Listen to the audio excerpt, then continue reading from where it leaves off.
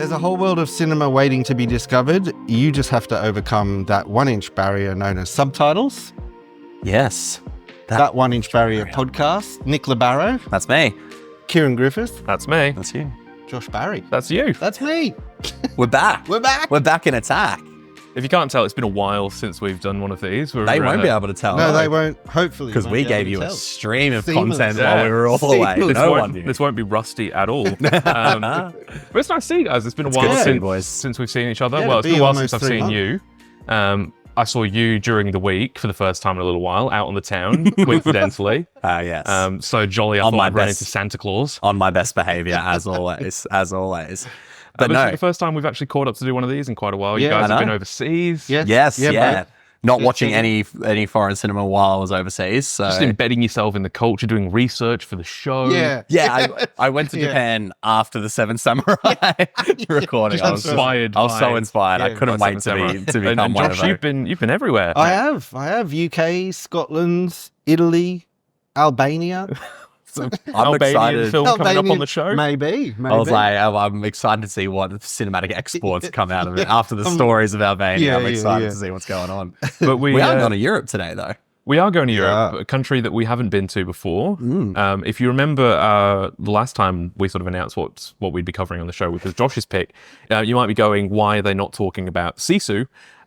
Josh, why are we not talking about Sisu? Because I didn't want to make it just a one-hit fluke that I chose a film that wasn't subtitled. I wanted to do it 2 times. That's why we call you Josh 2 times Barry. He's not a man of half measures. So yes, I did pick Sisu, which is a Finnish production. But then quickly realized that it's spoken in English. But see, I got excited when you brought it up, and I had seen it as well. So there must be some sort of Mandela effect thing going on. I think. Because I was like, oh yeah, it's a Finnish film, and by the way, it's brilliant. Yeah. Have you seen it? No. Oh man. No, so I can claim to be the only one who actually thought it was in Finnish. Yeah, you have. Seen it. Right. You're innocent on all charges. So unfortunately, we couldn't do that one. No, which is a shame because we haven't done much action. So I was excited to do some action. Yes, I know. It is great though. If you get a chance to watch it, so it's an awesome. I would say watch it. It's like 90 minutes. Yeah, it's action-packed, blood and gore, one-man army taking on the Nazis. Like I'm pretty sure it's on a streaming. I think it's on Stan. I think it's on Stan. So we've gone for another Finnish film, but so I did very different. Yes, very, very far less Nazis. Same country, polar opposites. Yes. Fallen Leaves from last year, directed by Aki Kaurismäki. Hopefully. So I remember when Fallen Leaves played the festival circuit last year. Well, it was getting a lot of Cannes, wasn't it? It was at Cannes. Played at Biff as well, which is the Cannes of Australia, and Cannes is the Biff of Cannes is that's a great point. But I didn't know much about Kaurismäki's work, but allegedly. Iconic Finnish director. This is a 20 years film. Yeah, I was going to ask. A lot of excitement. You haven't watched? No. I hadn't heard of many of them either. But it's because quite legendary. I had what? Yeah, he would always pop up on, like Empire magazine or a few, things like that. It would always pop up. Really good reviews for his films. My internet is not working on here. Sorry, So there's, I think it's called the other side, or the Other Side of Hope. The Other Side of Hope. I've seen that. Right. Okay. Which was his one just before Fallen Leaves. Yeah, that he was likes really taking well breaks reviewed. between movies. That was 6 years before Fallen Leaves, and then the film for that was 6 years. I've also 1983. Yeah, so 20 movies over 40 years. 40 years. Yeah. I can't do maths. I've also seen Le Havre. Or Le Havre. Yeah. Yeah. Okay. But yeah, so I think I've completely seen new directors to me. Yeah. But he's a director with a very distinct style. I was going to say, so all these 3 films that I've seen are so similar in the way they're acted and shot. Yeah. Yeah. I just want to point out as well, he in 1986 did a black and white short musical parody of Rocky IV called Rocky VI. Wow. that he wrote, directed, and produced. 8 minutes long, and it's a musical version of Rocky We IV. need to find that. Did he just become my favorite filmmaker of all time? Don't know, but yeah. So Fallen Leaves is interesting because if you look at sort of the synopsis of his other work, I'm not sure, maybe compared to The Other Side of Hope, this seems to be like his not attempt at comedy because it is a funny movie, but like a far more his other films, levity filled. His other films are like that. Okay, Well, right, very dry. The two we just mentioned. Okay, yeah. interesting. Yeah, They very dry. very Finnish sense of humor. Yeah, very kind of purposefully wooden acting, I would call it almost. It's a very deliberate approach to every facet of the film. Is there like the best comparison for me would be like a Pedro Almodovar sort of vibe where it's less melodramatic though than that, I guess. Whereas he's a soap opera. Whilst watching it, I would not aesthetically, but the way it's acted and stuff, I would say like Wes Anderson. Oh, sure. Like okay. Very, very deadpan. Yeah, that's right. Very dry. Yeah. Interesting. Yeah. No, I get that. Because the extent of my knowledge of Finland, film or otherwise, is pretty much boils down to that they produce a really large number of Formula One drivers for such a small country. Yeah. Well, their whole country is actually a track. It's just there is one road, and you just learn. But to I mean, drive just fast. based on the Finnish Formula One drivers, I don't know, Kimi Räikkönen and Valtteri Bottas, both have a very dry sense of humor. Well, it's funny you so say that comes across in this. Yeah. My brother's best friend growing up was Finnish, and his family moved back to Finland, but he wanted to finish school here, so he lived with us for a year. He wanted to. He was a finish school here, and he lived with us. And like he a great guy, Otso, very very Finnish name. The driest sense of humor, like hilarious guy, but would never smile or laugh. Like when they said something funny, it's almost like a purposeful wait for applause. Like I kind of respect how funny it is. So I think it's just delivering like these hilariously funny lines. All observational too, of tones, just like deadpan conversation. And then would not budge, would not smirk or anything, and then you would piss yourself laughing. And he was like, "My job's done. I'm going back to Finland." And now, this is it's weird to say when you sort of watching it, and when you sort of read the premise and things like that, but it is a weirdly funny film. I found myself laughing quite a lot. So the premise of the film: in modern day Helsinki, two lonely souls in search of love meet by chance in a karaoke bar. However, their path to happiness is beset by obstacles, from lost phone numbers to mistaken addresses, alcoholism, and a charming stray dog. Okay, So that really is sort of your typical rom-com plot. There's like a meet cute element, and then oh my gosh, all these wacky things are happening. Oh no, I lost your phone number. Oh no, I didn't get her name. Oh, I don't know where she works. I don't know where she lives. I don't know, when I'm going to see him again. I mean, all that sounds typically and cheesy romance. As all good romance, this is meetups happen. Karaoke bar, big part of the film as well. But this is definitely not cheesy. No. Like the karaoke bar is not what you are thinking. No one's belting out love ballads. It's very much like the one in Marriage Story, when Adam Driver's singing and you're kind of like, please get off the stage. Like, this is not good. That's a whole karaoke bar scene of very serious but it sounds very, very typical, very cliche, very cheesy, like you said, but it is so far from that. Alcoholism's just dropped in, then you kind of go, oh, this is a far more... I just assume that's a normal part of everyday life in Finland, to be fair. That's just a European. I'm pretty sure vodka comes out of the taps. A European vodka thing for breakfast and then get onto some like, heavy machinery. Heavy duty machinery. For the first thing, I think, if we could touch on it, is the sense of, it says modern day. Yes. But it doesn't feel distinguished in a time, which is quite interesting. It seems to like, there is a calendar at one point that says we're in 2024, I believe. Yeah. I mean, they just like, they're at the cinema and they're watching a fairly recent film. The Dead Don't and Die. That was probably, with Adam Driver. With Adam Driver. Yeah. The Jim Jarmusch film. That was probably the moment I'm like, oh, hang on, we are in modern times, But then, because there's no phones, like no one's using phones. No, so they do have mobiles at the end of the film. Oh, that's right. But they're like those old brick Nokias. The Nokias. So you're thinking, okay, maybe it's early 2000s. They go to see The Dead Don't Die, which is a 2019 film. The calendar says 2024. And on the radio throughout the film, there's news reports on the invasion of Ukraine. And they're talking about Volodymyr Zelensky, Yeah. obviously who is the president of Ukraine, which is happening in sort of 2022. Yes. So it exists in this weird alternate reality. Yes. Where outside of its own but then time, I guess. the architecture and the clothing and the style of people and buildings and things. I would even argue it's all very the like 60s, cinematography 70s. as well. You would feel like this is a very point and shoot, almost studio Very set static. movie. Yeah, static is a He good shoots word, on film because I believe he said something to the extent of digital cinematography is the devil's work.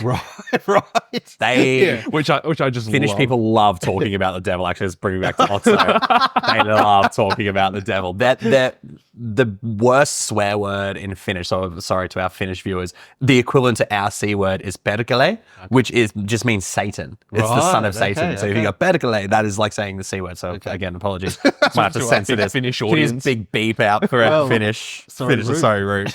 He's just taken the earphones out. He's like, I can't listen to this podcast anymore. But it is weird how it does exist in this this weird alternate dimension where we've got some modern elements, but if you sort of take away the film they go to see at the cinema, take away the calendar, take away the radio, which are all these like minor details of the film, really, Very background bits, yeah. you could easily convince me this was either set in the 60s or 70s or maybe even filmed then as well. Yeah. You know, there's nothing that really gives it away. The fact that it's shot on this Kodak film stock gives looks it this, beautiful, by the way. Yeah, it's stunning, but it really does look like a film from 50 years ago. Yeah, it does. In the best way possible. Yeah, Absolutely. Each by about the middle, then I was like concentrating on each shot, and I'm Yes, like, yeah. these are all framed artwork. Again, maybe it's that Wes really- Anderson comparison, Yeah, I probably think maybe that's not to kind be of where I too started far off. thinking Yeah. about that, yeah. It's very deliberate. It's beautiful. Yeah, in the its colors approach. are deliberate. The lighting. Yeah, It's almost it feels very naturalistic. The lighting, like it doesn't. Yeah. I'm sure he did use, actual lighting. Oh yeah, I know. What But you it mean. feels like it's all practical lighting. Yeah. It's all window lighting. It's all sunlight. Yeah. So it feels very natural. Yeah.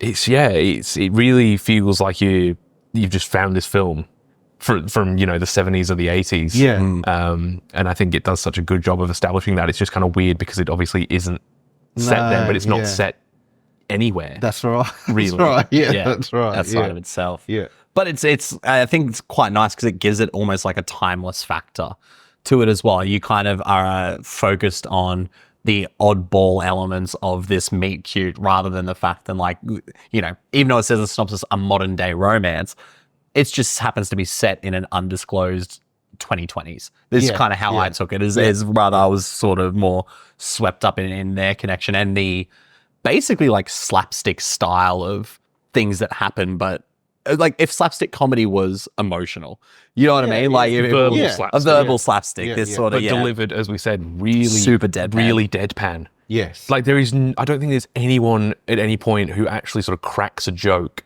no in a joking way, but No. there's so much of the dialogue that is deliberately hilarious. Yeah.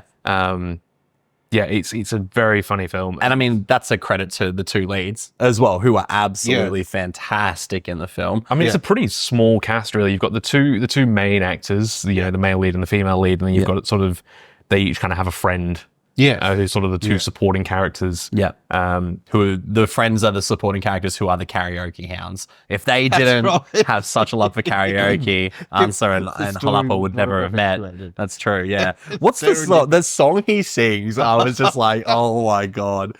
It's the one where if you're having fun in a karaoke bar with your friend and then that one guy gets up and starts being like, and then the wind was blowing, and you're like, oh no, like this is the mood has been ruined for the whole night. Yet it caused two people to fall in love, so maybe I shouldn't have judged too soon. Who am I to judge? So the characters that we've got in this, our two main characters are Ansa, played by Alma Poitsti, and Jussi Vatanen plays Holapa. Yes. And then we have their two friends, Hutari, played by Jana Haitanen, and Lisa, played by Nupu Koivu. Yes. Yeah. I'll go with Koivu, that. Yeah. So Ansa and Lisa work at a grocery store. Yes. And Halapa and Hotari work on a construction site. They're metal workers. But just like such mundane people living mundane lives. Oh, the opening shot is just Ansa doing the clearance tickets on this, and it's just this monotonous job, and she's getting watched by this Security guard. ugly security guard who I initially definitely took it as like he's like I thought he was a pervert. I'm not gonna lie. I was very unsettled initially. Vibes. He has pervert vibes. That's unfortunate. Apologies to the for the way security he guard. looks. You're giving off pervert vibes. I mean, if you're standing there and The way he's looking staring at a woman, just stickering clearance items, Unblinking, close up on his face. Yeah, yeah. you can assume potential perversion. But that's and Holliper is you know, I think he's sandblasting at one point or something, and then he's like sneaking off to have drinks and stuff. And you're like, oh shit, man! Like this guy hates what he does, but it's one of those things. It's like it's all he knows. Yeah, yeah. And then him and his mate getting ready to go out is one of the all-time, like, I got in-betweeners vibes from it. These just, like, two guys who are like, let's get dressed up and hit the town and go to karaoke with and get drunk and maybe even talk to a woman. And it's like, hell yeah. That is literally what it is like. Because he's Halapa's in bed reading a comic book because they sort of stay on site in this little cabin thing. And then Hotaru comes into him and goes, let's go do karaoke. He's like, no. He's like, let's go do karaoke. Get dressed. And we're going out. No. And he's like, everyone needs to hear me sing. Because so good. This man is so into his karaoke. He loves it. He thinks that he's got, you know, the greatest voice of his generation. Yeah. Someone's going to find him and do a record with you. Yeah. And the way he's dressed up, he looks like a 70s like record producer. He's wearing sunglasses when he puts at night. those sunnies on and that song comes on and they walk out. Too good. It's like almost Reservoir Dogs sort of style as they walk out and go to the bar. It's fantastic. He has some of the funniest lines in the film. His complete disregard to like any potential societal view of like who he is. Like we're sitting here and like giggling like this guy has no clue what's going on. Like his disregard of that is so perfect for that character. And it is genuinely the funniest moments of the movie, aside from I guess the hospital scene, which is what I laughed at the most. We'll talk about later. But he has some great dialogue. Like, dialogue actions. Like once he's done that karaoke song and sits down, and then the girl obviously shows him a little bit of attention and says, "Oh, that was a great song." The speed he moves across the seat next to her, just like sidles up next to her.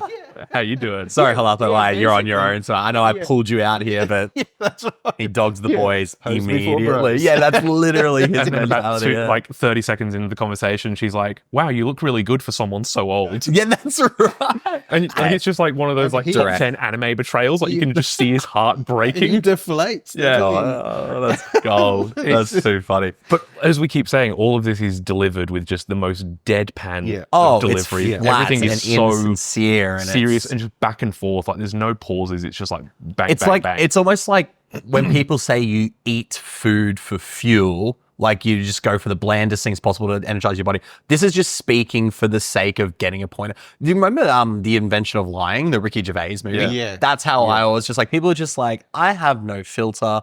I need to say this and I'm going to tell you this way. And if you look like that because like you look great because even though you're old, it's just kind of like, shit, they're not wrong, I guess. You know what I mean? Like, where's your emotional rebuttal? We don't have one. We're in Finland. Yeah. So there is no filter. That's the best way I think of describing it. It's great. But it's funny because then to me, there is almost a filter that does come up then between Ansa and Holliper.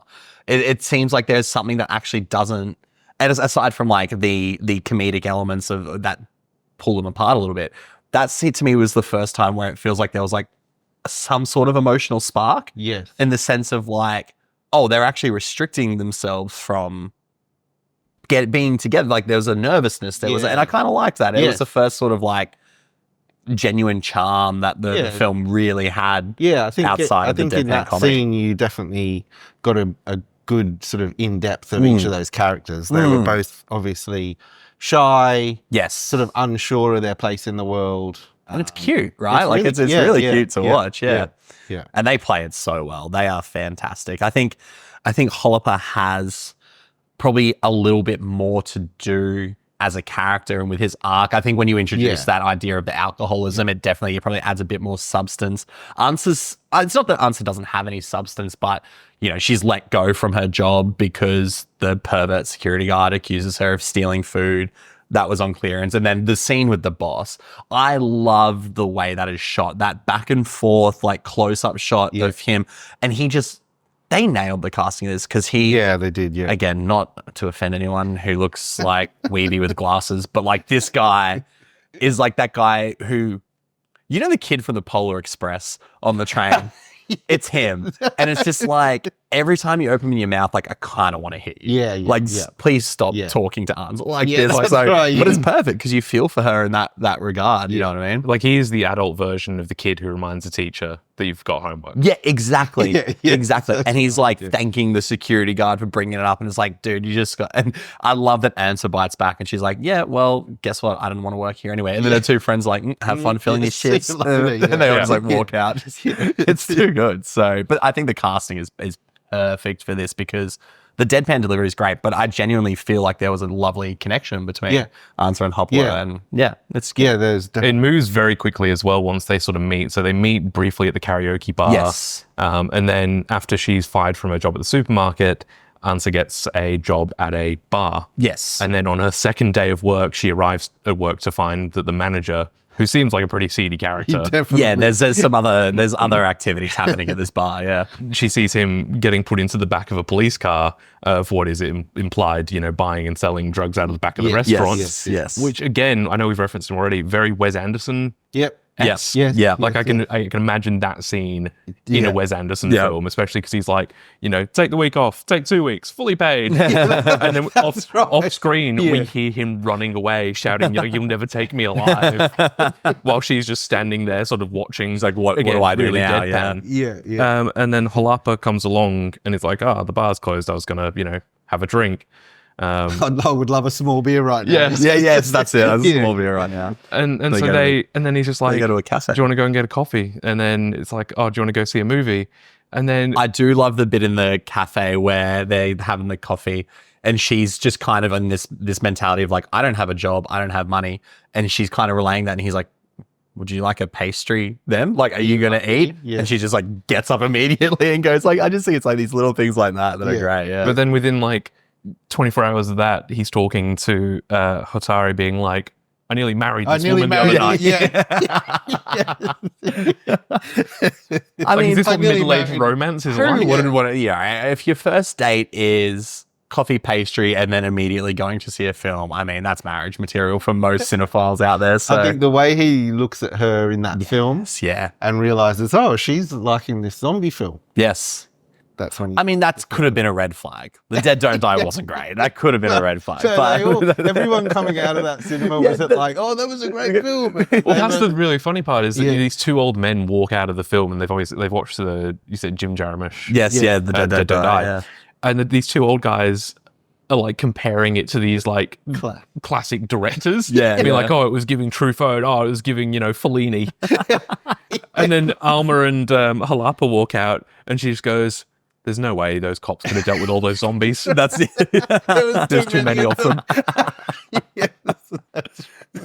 That's good. And that really is like, I mean, we've met people like that in our, you know, lives as film critics. You know, the people who go and see, I don't know, the latest Marvel shite and come out and being like, oh yes, it's giving Scorsese.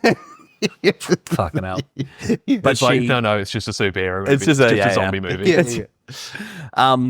But they exchange a phone number. She gives a phone number with no name. And then he loses the phone number. Because in classic rom-com fashion, she's like, I'll tell you my name next time. Yes, which, you know. And then he immediately loses the number. But then in the classic, again, meet cute way, he waits outside the cinema for her almost every night. Seems like quite a while. There's like, it seems months. It seems like a long time. It does seem like a long time. This dude's because all the movie posters in That's the, right. in the I did window love that. Changed. I did love all that. the movie posters as well are old films. Yes. Which again adds to the not knowing what time period it's set. Yeah. Which is fantastic. And then he hurts himself at work and fails. So the alcoholism sort of comes to play and he's let go from his job too. So this is depressing as fuck, to be honest. It doesn't make Helsinki a very exciting place to want to go and live. It looks pretty grey and drab. And everyone looks fucking miserable. But I think that's less a reflection of Finland and Helsinki, and I think that's just Aki Kaurismäki's style. As you sort of said, it's very, very comedic, but very like stoic in a way. Yeah. It's very, very deliberate. And I mean, he writes, directs, produces, edits his own films.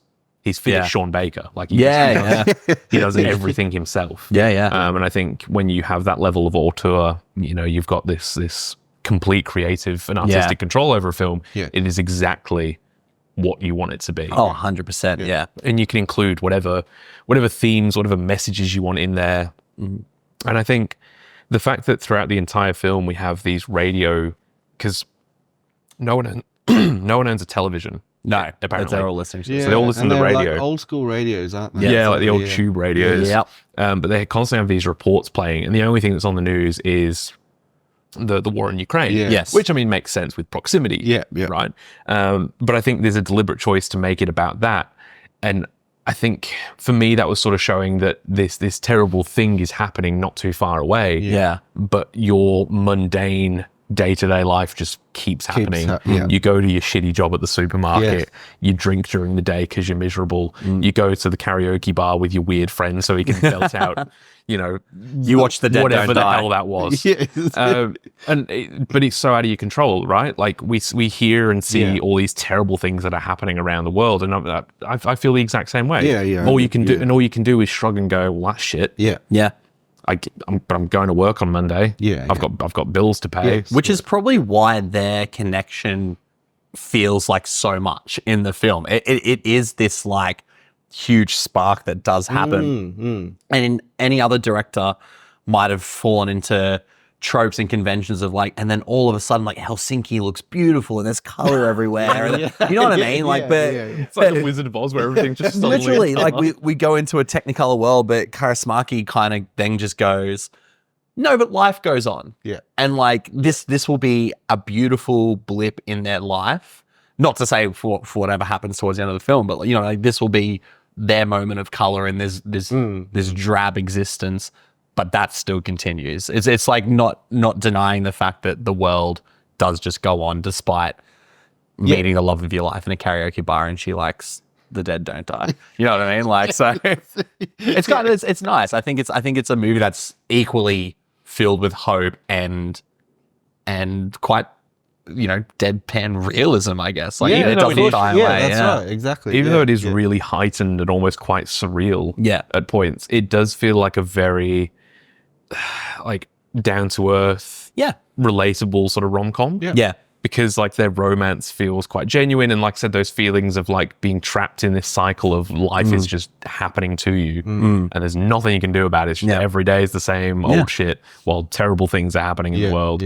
That's so relatable. It's like, wow, that's what's happening with us. Just every day, right? Yeah, that's just, you know, and then something life will happen to come along and break up that monotony, whether it is, you know, meeting and adopting a stray dog as Ansa does in the film, or, you know, meeting the love of your life who you realize that you want to marry after a day. Yeah.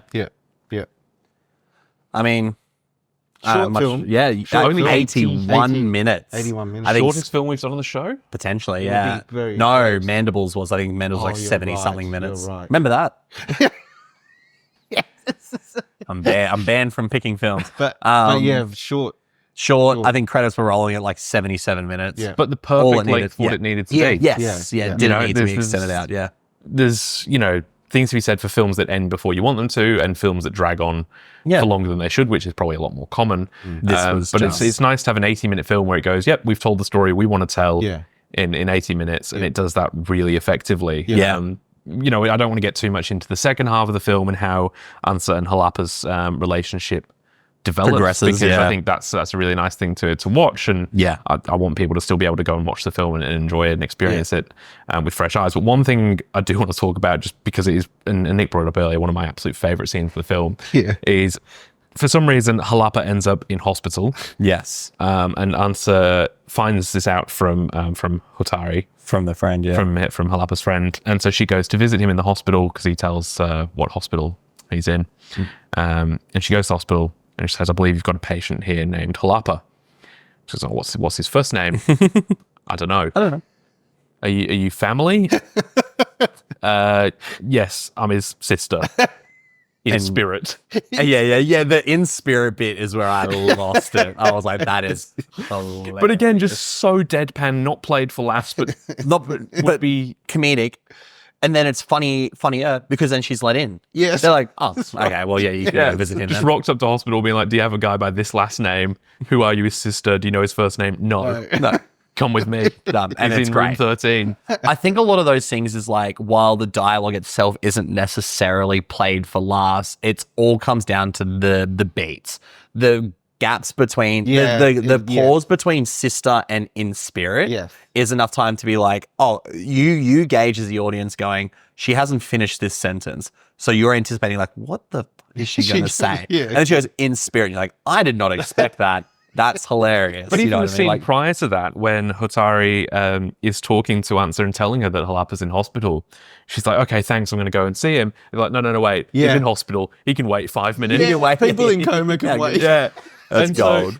And he says to her, I need to talk to you about your friend at the karaoke bar. I'm not as old as she thinks I am. Yes, that's Straight onto it.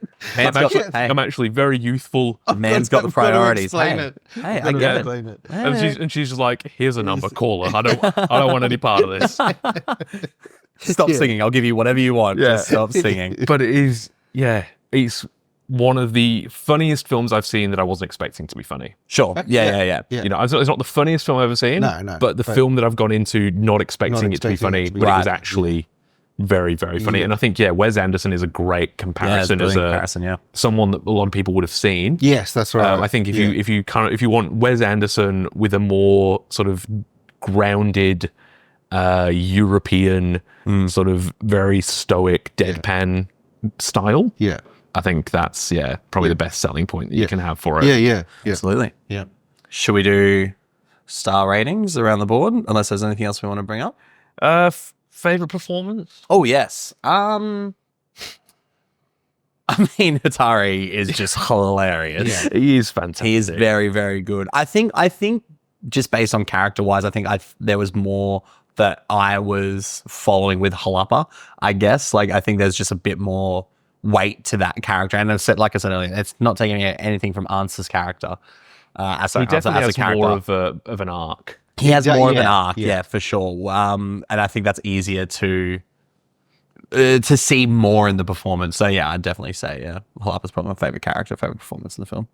Yeah, I'd probably go with Ansa. Okay. I don't think. I think all the performances are oh god, yeah. There's not a bad performance. No, if you were to say best actor out of them, there's just I don't think there is. No, even down to the people with one scene. Like everyone. Yeah, true. Yeah. And there are some people in there I'm convinced aren't even acting. No, they were just there. They were just there. They were just in themselves. The bar. They were just doing especially karaoke. the barflies and stuff. You know, they're so just these old dudes who clearly been working hard labor for 60 years, just sitting there drinking beers. Sitting there with a mate, not talking at all. No, there's silence, just drinking. It's and it's just things like that. It's I can understand why some people are like, well, why is that funny? But it just is. Yeah. When you're watching it, it's just funny. Yes, yeah. But I think she instigates his arc, I guess. Yes, yeah. I don't know. I don't know why, to be honest. Yeah, no. Yeah, I definitely like her. It's a vibe. It's I a think feeling. I connected with her more. Yeah.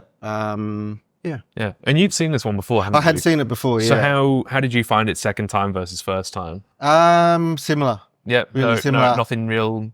No, really changed I mean, at all? I had, being a short film and not that, obviously not that much happens. Yeah. I'd kind of remembered most of the beats of it.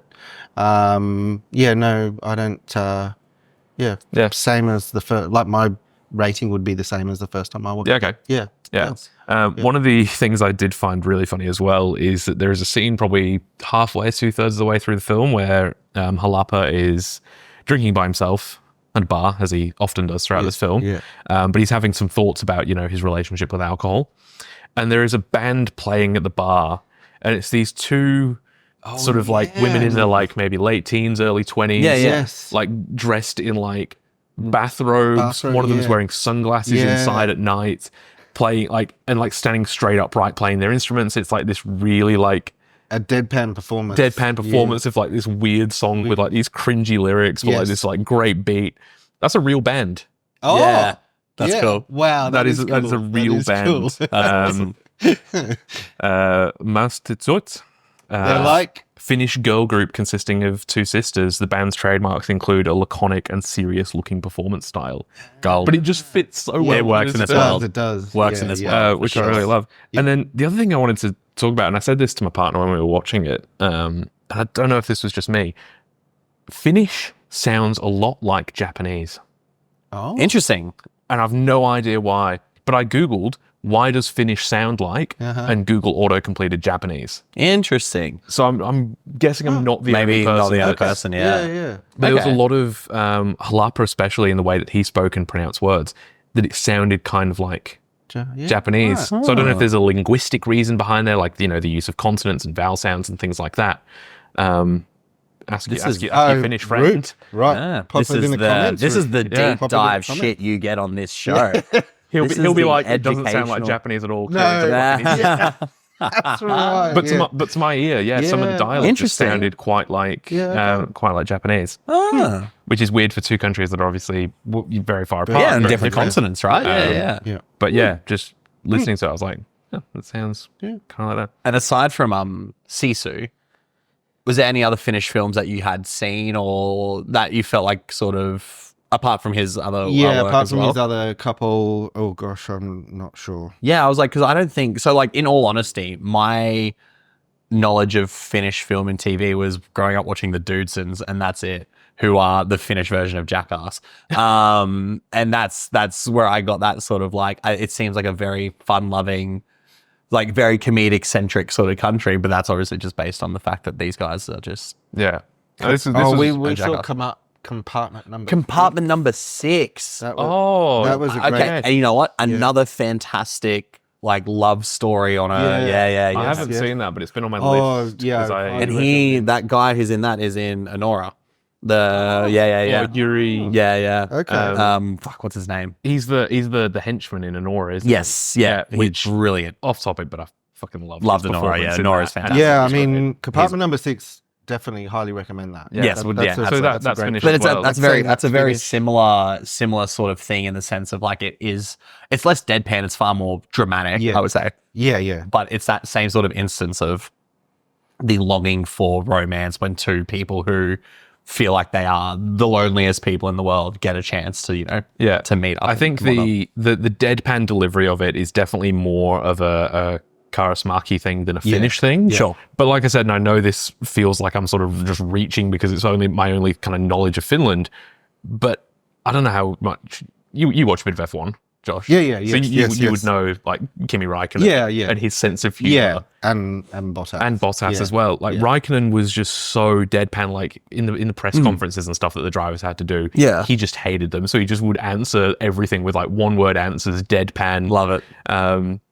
As As someone who does interviews, hate that. Yeah. As someone watching, love it. but they'd ask like, is he retired for a couple of years and then came back with a different team? And they're like, oh, why are you back?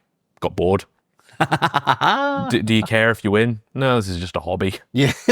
Brilliant. One of the 20 best people at his thing in the world because there's only 20 F1 drivers on the grid. And he's just like, it's just a hobby. I don't give a shit if I win. I'm just here for a laugh. Like, Yeah, that's it. But that's just his whole personality. It's fantastic. He's like, it's better than watching The Dead Don't Die again in cinema in my home country, so I may as well just fucking drive a car around a circle. But it did remind me in some ways as well of like Joachim Trier's films. Okay. Which Yeah, are Norwegian. yeah. Which are, yeah. So obviously they do share a bit I of feel like there's culture. that more realism aspect of like that mundanity of life going by is a huge part of Joachim Trier's filmography. The other, for sure. you guys might not have seen. Have you seen any Roy Andersson films? Don't think so. I don't think so. Swedish. So there's Songs from the Second Floor. A pigeon sat on a branch, reflecting on existence. I have heard of that one. Yeah. Wow. Like, is that just a video or is that just a photo? You the Living. No. All his movies that I've seen are all short story, Okay, right. mundane, Right. realistic, So dark and somber. what I'm taking from this about this current European style cinema is that it's so existential. Yeah. It's just the idea of like, this is the one stupid, shitty life you get. Yeah. And we're going to make sure you know that. But also, I think European cinema as a whole is very and that's a huge generalization. But especially when it comes to, I think, plays a big part of a lot of it. That's why romance is such a good juxtaposition for that, because it's that one thing that literally everyone longs for is love. Yeah. So then if you put that against like the life sucks, you kind of go, oh yeah, love is great. You know what I mean? Like it's, but you think about a lot of the European films we've watched in Stalker. Yeah, hugely existential. You think about Reprise, which is the first ever episode, and very much sort of like life affirming. What else have we done on the show? We've done so many. The Hunt and another round. The Mandibles. Delicatessen. Yeah. Well, I mean, you could argue there's existential elements of Delicatessen. For sure. But that's definitely the vibe I get, that it's very, very introspective, very thoughtful. Yeah. Even when they're dealing with something like a rom-com, it's so different to how, the UK or the US. I'm not watching like 27 Dresses again, you know what I mean? Like it's, which is a banger film, by the way, and I think not foreign. I think the American equivalent of A Fallen Leaves would be awful.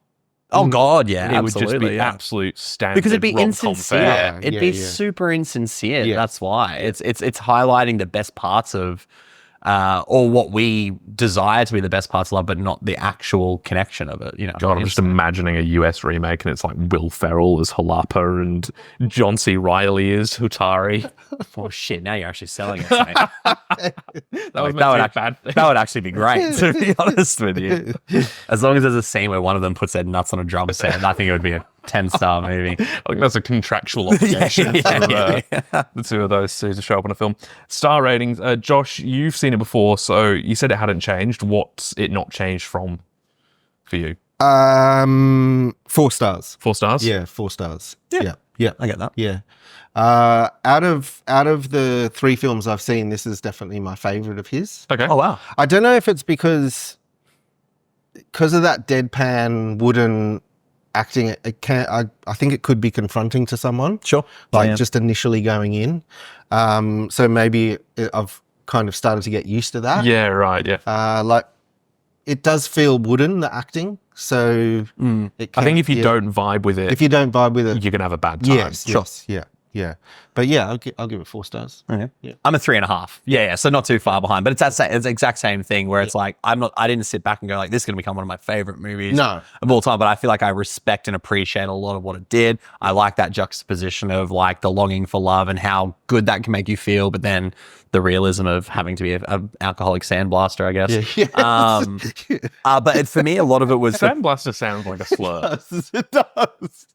It sounds like a slur. Professions. It sounds like a slur from like Star Wars or something. It sounds like something you'd call Anakin that sandblaster. Like, whoa, you can't say that anymore. Perkele. Sorry, desert person.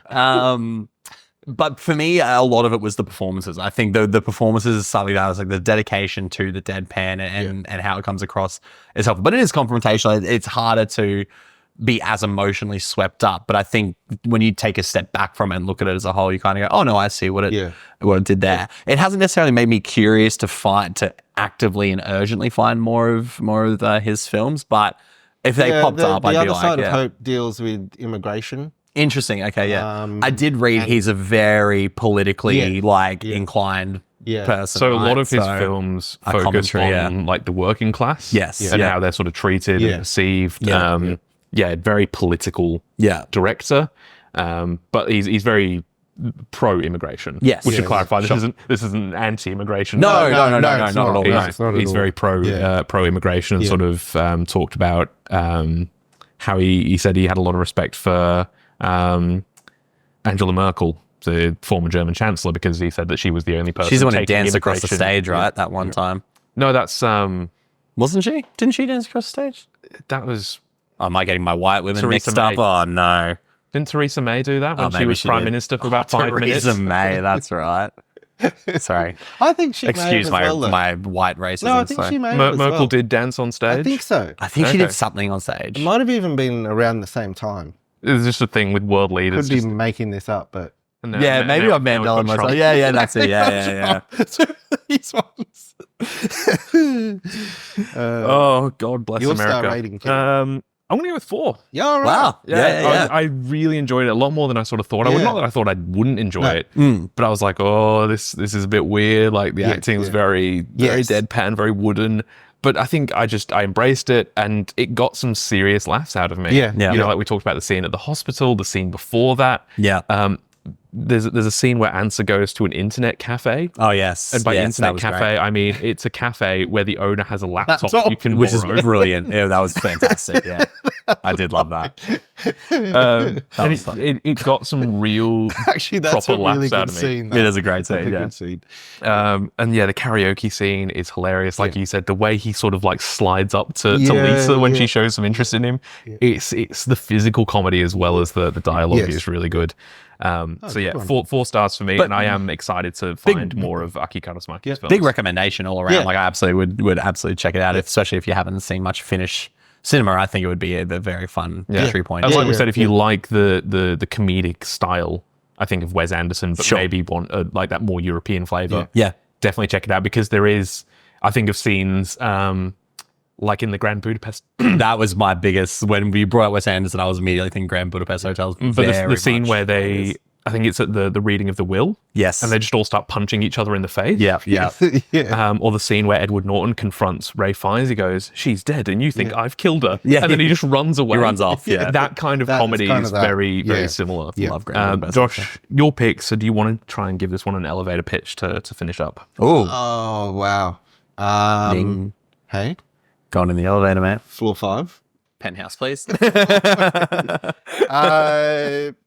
Well, I think we've just said it. I think your pitch was actually great. I Yeah. gotta stop doing these. Wes Anderson with a European flavor is actually quite nice. I definitely got those Wes Anderson vibes, but on a more somber. Like, don't think the sort of pastel colors or, but as a tone and theme, I feel like you can use the word vibe, to be honest. Yeah, The vibe. It's the vibe. It's the European vibe of Wes Anderson. But yeah, no, definitely strong recommendations. I'm so glad you brought up pastel colors. Okay. I'm so glad you said that, because that segues beautifully. Yeah. I into figured I'd what we're take gonna that be talking about opportunity next. because once again, ring a ding ding, ring the bells. It's Christmas time. In case you haven't noticed from Oh yeah, true. Christmas Yeah, I forgot we have decorations the behind us. Christmas decorations. for the people listening, just imagine Christmas decorations. Which means we're going into our Christmas episode. Last year we had Tokyo Godfathers, and this year, after an extensive Google search of international Christmas films, with this one we're talking about is quite well regarded as not just maybe one of the best films of this director's filmography, but also maybe one of the best films to come out of the country that is from. But it's also one of the most highly regarded Christmas films that has one scene that takes place in Christmas. But we will talk about that next month with The Umbrellas of Cherbourg. Yes, so from director Jacques Demy, Who we haven't done on the show. No, so 1964. Yes. I want to say off the top of my head. Wow, So 60 years this year. There we go. Yeah, because they've just done a 4K restoration of it. So yes, our next episode will be our Christmas episode where we'll be talking about The Umbrellas of Cherbourg, which should be a fun one. So that will come out probably a week or two after this one comes out. Around Depends how Christmas. much free time Kieran has to edit these things. Our Christmas present to you. Yes, and then we'll be back with normal programming in January, which is your pick. which is my pick. Are you releasing it now, or should they wait till Christmas? They can wait. They can wait till Christmas. A Wow. little cheeky Christmas present Cheeky for you. Christmas gift So for make sure you. you tune into that one so you can hear what I'm picking for the next episode. January. Yes. The new year. But that's been Fallen Leaves, Fallen Leaves. And film if which you, we all enjoyed. Yes, absolutely recommend it. Yeah. And if you loved what you saw today, we've got the rust off. We're back. rust We're back is after a couple of off. months. I don't know if it's all off, but some of it's No, off. yes. I'm less rusty We're than I was slightly- before. I think we need a sandblasting. You can find us on Instagram at That 1 Inch Barrier. YouTube, if you're watching on YouTube, make sure you subscribe. Thank you for That 1 Inch Barrier there. And your preferred podcasting platform as well, That 1 Inch Barrier. We're all there. Letterboxd. That one. Do we have Letterboxd? Yeah, we do. Yeah. That 1 Inch Barriers. Probably, yes. I do probably need to update. I knew about need to that. update that. And then all of our Just personal, reminded me. 3 months off. It's like, right, back to work.